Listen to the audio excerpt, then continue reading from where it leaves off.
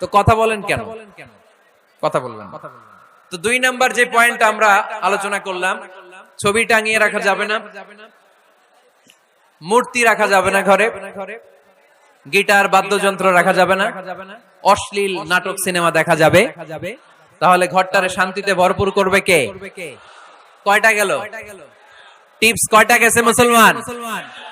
মনে রাখতেছেন তো? আমি কিন্তু তাফসীর করি ক্লাসের মতো। কিসের মতো? It's a class. পড়া দিব আবার পড়া নিব, তা না হলে কিচ্ছু খেয়াল থাকে না। মাহফিল শেষ, সিগারেট একটা ধরাই ফেলছে।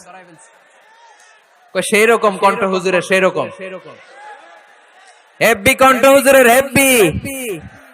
টানতেছি কি? বিড়ি। টানে কি? তো কি লাভ হইছে? কি লাভ হলো? আমরা যেন কিছু শিখে যাই। 3 নাম্বার ফর্মুলা ঘরে শান্তি আনার। ঘরে মাঝে মাঝে একসাথে জামাতে নামাজ পড়বেন। শুনতেছেন? আমার কথা শুনতে পাচ্ছেন? The family that prays together stays together.